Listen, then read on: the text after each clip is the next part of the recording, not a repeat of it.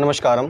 Saras yoga and fitness में स्वागत है आप सभी का। स्थिरम सुखम आसनम अर्थात जिस स्थिति में आप सुखपूर्वक बैठ सकते हैं वही आसन है। आसन योग का तृतीय अंग है। जैसा कि अष्टांग योग बताए जाते हैं आपको, यम नियम आसन, प्राणायाम, प्रत्याहार, धारणा, ध्यान, समाधि। तो इन्हीं आसनों में से एक सर्वोपरि व सर्वोत्तम व सभी आसनों का राजा कहा जाने वाला पद्मासन, उसी के विषय में आज हम चर्चा करने वाले हैं।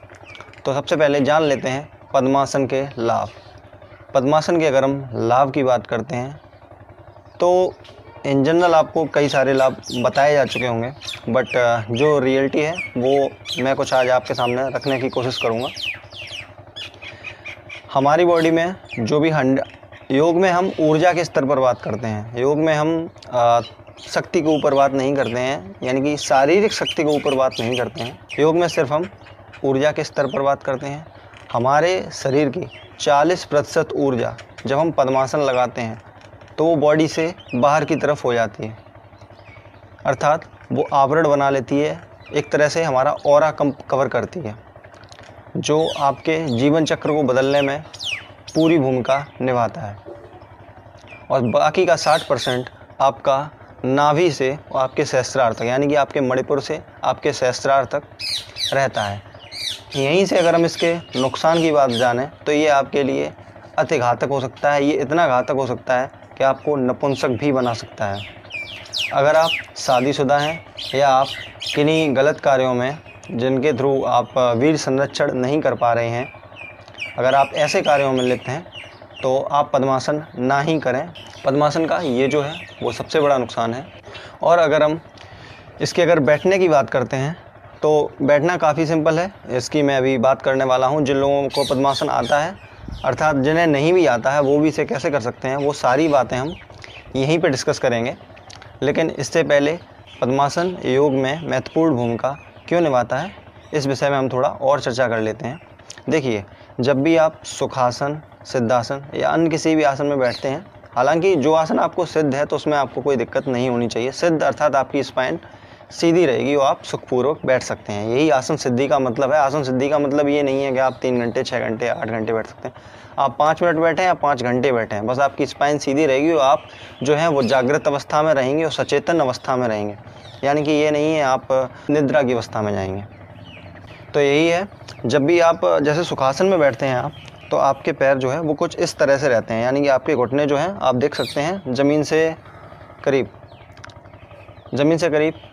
6 से 7 इंच या 8 इंच तक ऊपर रहते हैं।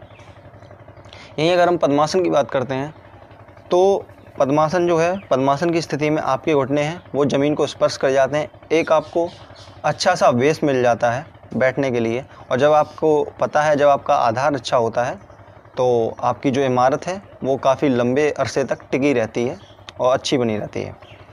तो पद्मासन का भी सेम यही रोल है। पद्मासन करने के लिए सर्वप्रथम आरामपूर्वक दंडासन की स्थिति में बैठ जाइए। दाहिने पैर को उठाएंगे, जितना नज़दीक हो सके तो आप इसे अपने उदर के पास लाने का प्रयास करेंगे। ठीक इसी प्रकार आप अपने बाएं पैर को उठाएंगे और दाहिनी जंघा पर पेट से सटाकर रखेंगे। इस स्थिति में अगर आप बैठते हैं तो ये पद्मासन है। अब कई लोगों को यहाँ समस्या इस तरह से होती है कि उनको यहाँ पे ये हड्डी लगने लगती है। तो ये हड्डी लगने लगती है, ये इस वजह से लग रही है क्योंकि आप उसे ज़बरदस्ती कर रहे हैं और ये आपको कहीं ना कहीं नुकसान दे सकता है। आपके घुटनों के लिए बहुत ज़्यादा हानिकारक हो सकता है। तो इसके लिए बेहतर ये होगा कि कुछ दिनों तक आप जो है वो अपने घुटनों की मोबिलिटी और फ्लेक्सिबिलिटी पर अच्छे से वर्क करें, तो ये आपको बहुत जल्दी ही आ जाएगा। तो अब हम जानते हैं जिन लोगों को पद्मासन बिल्कुल नहीं आता है तो वो इसे कैसे कर सकते हैं। देखिए, जिन लोगों को पद्मासन नहीं आता है उनका स्टिफनेस बहुत ज़्यादा हद तक बढ़ चुकी है उनके जांघों व घुटनों में। तो इस स्टिफनेस को, इस मतलब ये जो कठोरपन है, इसे हम लचीला किस तरह से बना सकते हैं और पद्मासन कैसे सिद्ध कर सकते हैं, तो इसके लिए कुछ स्थिति व आसन हैं। तो चलिए जानते हैं उनके बारे में। सर्वप्रथम जिस तरह से जानुश्रासन किया जाता है उसी प्रकार आप अपने दाएं पैर को उठाएंगे और बाईं जंघा पर रखेंगे और यहाँ से एक्सेल अर्थात श्वास बाहर निकालते हुए एक हाथ से पंजे को लॉक करेंगे, घुटने को प्रेस कर देंगे और श्वास लेते हुए घुटने को ऊपर इस तरह से अपने फोर आर्म की हेल्प से ऊपर उठाएंगे इनहेल करते हुए। आप देखेंगे कि आपको यहाँ पे हिप पे बहुत ज़्यादा स्ट्रेच आ रहा है, जिसकी वजह से आपका जो हिप फ्लेक्चर है, हिप फ्लेक्सिबिलिटी काफ़ी हद तक इम्प्रूव होती है, जो आपको पद्मासन में बहुत ज़्यादा सहायता करती है। सिर्फ पद्मासन में ही नहीं, ये आपकी कई सारी डिसीज़न में भी काम करती है। खैर वो हम आगे आने वाले विषयों में बात करते रहेंगे उस विषय में। इनहेल करके रखना है इस स्थिति में, उसके बाद में एक्सेल। ठीक इसी प्रकार आप दूसरे पैर से कर सकते हैं। अब जो लोग जिन्हें इसमें भी प्रॉब्लम है तो वो ये कर सकते हैं, जिन पे ऐसे नहीं हो रहा है, मान लेते हैं जो लोग बहुत मोटे हैं उन पे ऐसे भी नहीं हो रहा है, तो आप इसमें एक काम कर सकते हैं, आप इसमें ब्रीदिंग टेक्निक को चेंज कर देंगे। आप क्या करेंगे, जब भी ऐसे करेंगे तो इनहेल करें और जब ऐसे करेंगे तो एक्सेल करें। देखिए अब इसमें अच्छा स्ट्रेच कैसे लेना है ये भी जान लेते हैं। जब आप ऐसे करेंगे इनहेल, आप बहुत ज़्यादा मोटे हैं तो आप इनहेल करके नीचे करेंगे और आप एक्सेल करके उसे ऊपर करेंगे। तो कुछ लोग इसे एक्सेल करते हुए भी ऐसे हो जाते हैं, हालांकि वो घुटने को अपने चेस्ट से तो लगा लेते हैं बट वो ऐसे हो जाते हैं। नहीं, अगर आपको यहाँ पे अच्छा स्ट्रेच चाहिए तो आप अपनी स्पाइन इस तरह से सीधी रखेंगे और फिर से ऐसे ही इसी एक्सरसाइज को आप कम से कम एक पैर से 3-3 या 4-4 बार कर सकते हैं। उसके बाद में यहीं से हम जानुश्रासन के बारे में बात करते हैं। जानुश्रासन करने के लिए आपको सेम पोजीशन यही रहेगी। आपने दाएं पैर को बाईं जंघा से और अपने मूलाधार से एड़ी को सटा कर रखेंगे। श्वास भरते हुए पार्श्व से हाथों को ऊपर उठाएंगे तथा श्वास छोड़ते हुए बाएं पैर के पंजे को पकड़कर झुक जाएंगे और प्रयास करेंगे कि आपकी जो नाक है वो बाएं घुटने को स्पर्श करे। कम से कम 10 से 15 सेकंड इसी स्थिति में रहेंगे। एक्सेल करके धीरे धीरे वापस इनहेल।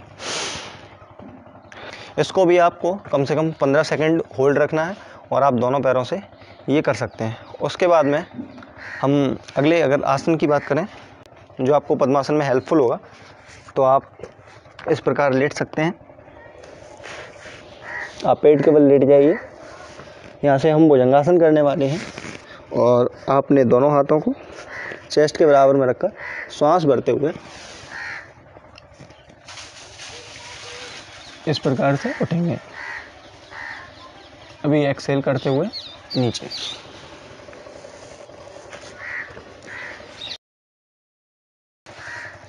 देखिए भुजंगासन में जो एक महत्वपूर्ण बात है वो ये ध्यान रखनी है कि जब भी आप ऊपर उठें तो आप सिर्फ अपनी नाभि तक ही उठें। नाभि से ज़्यादा ऊपर ना उठें, फिर वो आपका लोअर बैक पे स्ट्रेस डालता है। तो सिर्फ आप अपनी नाभि तक ही उठेंगे और अपने दोनों पंजों को मिलाकर रखेंगे, जिससे आपकी जंघाओं पर जो है वो अच्छा स्ट्रेच मिलेगा। यहीं से हम अगर और आसनों की बात करें जो पद्मासन के लिए आपके लिए हेल्पफुल हो सकते हैं, तो इनमें एक महत्वपूर्ण आसन और है, वो है शुच रंध्रासन, जो कि मैंने अभी पिछली वीडियो जो 1600 मीटर रनिंग की बनाई थी उसमें भी मैंने ऐसे इससे मिलते जुलते कई सारे आसन बताए हैं। तो एक बार आई बटन पर क्लिक करके आप वो वीडियो ज़रूर देख सकते हैं, जिससे आपको कॉन्सेप्ट और ज़्यादा अच्छे से क्लियर हो जाएगा। देखिए शुच रंध्रासन करने के लिए सर्वप्रथम आप लेट जाएंगे शवासन की स्थिति में। आप अपने दाएं पैर को फोल्ड करके अपने बाएं घुटने से थोड़ा सा नीचे रखेंगे। फिर आपको क्या करना है, अपने दोनों हाथों से अपने बाएं पैर की जंघा को अंदर से हाथ डालते हुए पकड़ना है और इनहेल करते हुए इस तरह से स्ट्रेच करना है, जिससे क्या होगा कि आपका जो दायां पैर है उसकी हैमस्ट्रिंग्स, जो ग्लूट्स, जो पीछे की मांसपेशियां हैं, जो कूल्हे की मांसपेशियां हैं, वो सारी की सारी खिंचाव में आएंगी, जिससे जो है लचीलापन उनमें बढ़ेगा। इस तरह से आप चाहें, अगर आप ज़्यादा फ्लेक्सिबल हैं तो आप इस तरह से अपनी नोज़ टच करके रख सकते हैं। अच्छा खासा स्ट्रेच मिलेगा आपको इससे। कम से कम 15 से 20 सेकंड से होल्ड रखें, पंजा ऐसे खिंचा हुआ आगे की तरफ। इस पोजीशन में इनहेल रहें। अगर आप पे इजीली नहीं हो पा रहा तो आप एक्सहेल करके भी कर सकते हैं। धीरे धीरे वापस। इसी प्रकार आप दूसरे पैर से भी कर सकते हैं।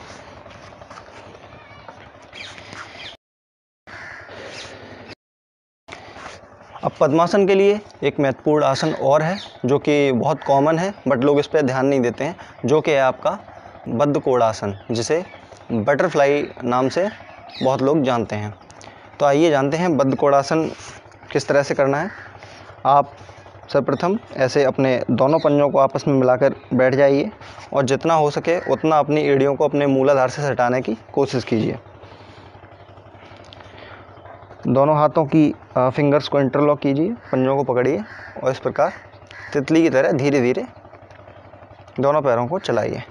जैसे जैसे आपकी फ्लेक्सिबिलिटी बढ़ती जाएगी वैसे वैसे आप अपने घुटनों को नीचे ले जाने का प्रयास करते रहेंगे। 1 से 2 मिनट ऐसे करने के बाद में आपको क्या करना है, एक हाथ से अपने दोनों पंजों को लॉक रखना है। इसकी जैसे लेफ़्ट जो अपना बायां पैर है, जो आपकी लेफ़्ट थाई है, उस पर आप अपनी लेफ़्ट एल्बो रखेंगे, बाएं पैर पर बाईं कोहनी, और अपने राइट हैंड से इस तरह से अपने राइट नी को पुश करेंगे इनहेल करते हुए।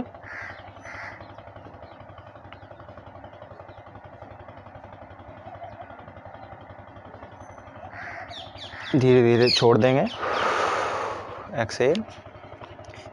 इसी तरह हम दूसरी साइड करेंगे, इनहेल, प्रेस, एक्सहेल। अभी अगर आपके पैर अच्छे से लग रहे हैं तो आप स्पाइन को सीधा रखना, आप थोड़े से झुक सकते हैं आगे, इसमें कोई प्रॉब्लम नहीं है। स्पाइन आप सीधी ही रखेंगे बट आगे को थोड़े से इस तरह से मूव हो जाएंगे ऐसे, और आपने दोनों पैरों को इस तरह से फोर्स करके, थोड़ा सा, बहुत ज़्यादा फोर्स नहीं करना है, वरना मैंने देखा है कई सारे लोग पीछे लोगों को खड़ा कर लेते हैं, ऐसे पीछे अपने कंधों पर हाथ रखवा के पैरों को यहाँ रखवा लेते हैं, तो वो चीज़ बहुत गलत है। अगर आपका पूरा स्ट्रेच हो रहा है तब एक अलग बात हो जाती है, बट आप अभी बिल्कुल सीख ही रहे हैं, बिल्कुल बिगनर हैं, तो आपको जो है वो खुद से ही हेल्प लेनी चाहिए। दूसरों से हेल्प लें लेकिन सिर्फ उतनी ही लें जितना आपके लिए घातक ना हो। और इस तरह से थोड़ा सा होल्ड करके रखेंगे, इस स्थिति में इनहेल रहेगा। और जब तक आप अपने घुटनों का संचालन करते हैं, यानी कि जब तक आप घुटने ऊपर नीचे करते हैं, तो वहाँ नॉर्मल सांस रखनी है। फिर एक्सहेल, रिलैक्स। तो ये थे पद्मासन के लिए कुछ आसन जो आपके पद्मासन को बहुत जल्दी सिद्ध करने में हेल्पफुल होंगे, और उम्मीद करता हूँ आप जो है पद्मासन बेहतर तरीके से कर पाएंगे। सिर्फ एक बात का ध्यान रखना है।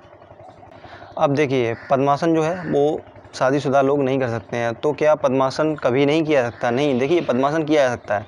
इसे आप प्रैक्टिस के तौर पे कम से कम 20 से 30 सेकंड या 1-2 मिनट तक आप डेली या 1-2 दिन छोड़ के 5-5 मिनट या जो भी आपका रूटीन है इस टाइप से आप कर सकते हैं। बट ये नहीं है कि कंटिन्यू आप अगर 1 घंटे योगासन कर रहे हैं और मोस्टली आप प्राणायाम कर रहे हैं 45 मिनट का या 30 मिनट का या 15 मिनट का, तो उसमें आप जो है वो पद्मासन को रेगुलर लगा कर ना रखें। और आप प्रैक्टिस के लिए इसे कर सकते हैं, क्योंकि क्या है, देखिए पद्मासन के फ़ायदे भी, लेकिन पद्मासन का नुकसान बस यही है कि जब आप इसमें प्राणायाम करते हैं, जब प्राणों का आयाम भी इसी में होने लगेगा तो ऊर्जा भी उसी स्तर से बहती है। जब उस स्तर से ऊर्जा बहेगी, चूँकि वो ऊर्जा आपके जननेंद्रियों तक नहीं पहुँचेगी, तो जिस वजह से अगर आप अपना वीर्य क्षय कर देंगे, आप अपने वीर्य का नाश कर देंगे, तो आपको नीचे ऊर्जा मिलनी नहीं है, आपने वीर्य का नाश भी कर रहे हैं। जब नीचे ऊर्जा बचेगी ही नहीं तो वो जो है आपके जननांग जो है वो निष्क्रिय होने लगेंगे धीरे धीरे, जिस कारण आप में नपुंसकता आने के बहुत ज़्यादा चांसेस बढ़ जाते हैं। तो इसीलिए आप सभी को बस थोड़ी सी मतलब ये जो है मेरी तरफ से सलाह रहेगी कि आप अगर मैरिड हैं तो आप बिल्कुल भी पद्मासन ना करें। हाँ, पद्मासन एक स्थिति में आप और कर सकते हैं। अगर आप पद्मासन करना ही चाहते हैं और रेगुलर करना चाहते हैं और पद्मासन के बहुत ज़बरदस्त इफ़ेक्ट देखना चाहते हैं, तो आप एक काम कर सकते हैं। भले ही आप मैरिड हों या आप कुछ भी करते हों, आप कम से कम 6 से 7 महीने, 8 महीने या जितना भी आप पे समय है, 2 महीने का, 10 महीने का, जो भी है आप पे, आप उतने समय के लिए ब्रह्मचर्य धारण करें। साल में आप 2 महीने, 3 महीने, जितना भी है, आप अगर कुछ सीमित समय के लिए भी अगर ब्रह्मचर्य धारण करते हैं और उसमें आप पद्मासन कर सकते हैं और इसके ज़बरदस्त इफ़ेक्ट आपको देखने को मिलेंगे। लेकिन अगर आप एक गृहस्थ जीवन जी रहे हैं और आप पद्मासन रेगुलर रख रहे हैं, तो इससे आपको यौन संबंधी कई सारी समस्याएं हो सकती हैं। तो बस इस बात का विशेष ध्यान रखें कि जब भी आप पद्मासन का अगर रेगुलर अभ्यास में ला रहे हैं अपने, तो उतने समय के लिए आप जो है वो ब्रह्मचर्य का पालन करें, तो पद्मासन आपके लिए बहुत ज़्यादा लाभदायक होगा। नहीं तो आप इसकी जगह पे अन्य दूसरे आसनों को ले सकते हैं, सिद्धासन, सुखासन, या जिस भी आसन में आपको कंफर्टेबल हो, आप उस तरह से बैठ सकते हैं। ब्रह्मचर्य की अगर हम बात करते हैं, तो ब्रह्मचर्य सिर्फ वीर्य का संरक्षण ही नहीं, अपितु आपकी सोच विचार, आपकी भाषा शैली, आप कैसे लोगों के साथ बैठते हैं, आपका मेल मिलाप किन लोगों के साथ में है, ये सारी बातें ही ब्रह्मचर्य में आती हैं। यानी आपका जीवन चक्र जो है वो किस तरह से चल रहा है, ये सारी बातें ब्रह्मचर्य में आती हैं। तो ब्रह्मचर्य सिर्फ इतना ही नहीं है कि आप अपने वीर्य को संरक्षित कर रहे हैं, तो आप ब्रह्मचर्य कर रहे हैं और आप जो है वो पूरे दिन अश्लील वीडियोज़ या अश्लील बातें या काफ़ी गाली गलौज के साथ लोगों से बात करते हैं, तो ये ब्रह्मचर्य का पालन करना बिल्कुल भी नहीं है। ब्रह्मचर्य का पालन करना है, आप शुद्ध व सात्विक आहार लें, शुद्ध व सात्विक सोच रखें और अच्छे व अपने से गुणवान लोगों से ही आप जो है अपना तालमेल बना के रखें। तो यही सब बातें हैं जो आपको एक पूर्ण ब्रह्मचर्य की तरफ ले जाएंगी। अगर आप ब्रह्मचर्य जीवन धारण करना चाहते हैं तो वो आपकी अपनी इच्छा है, लेकिन ऐसा नहीं है कि आप पूरी ज़िंदगी ब्रह्मचर्य धारण करके ही ब्रह्मचारी हो सकते हैं। आप जो है पूरे वर्ष में 1 से 2 माह, 3 माह, यानी कि जितना भी समय आप उतने समय के लिए भी ब्रह्मचर्य धारण कर सकते हैं। वो भी आपके लिए एक इंटरमिनेंट फास्टिंग की तरह ही होगा। तो उम्मीद करता हूँ आपको ये वीडियो पसंद आई होगी, और अगर इन्फॉर्मेटिव लगी हो तो प्लीज़ ज़्यादा से ज़्यादा लोगों के साथ शेयर करें। और अगर आप शादीशुदा हैं तो पद्मासन बिल्कुल ना करें। इसके लिए गृहस्थ लोगों के लिए एक अलग योग प्रणाली होती है, वो उसके बारे में भी आगे धीरे धीरे चर्चा करते रहेंगे।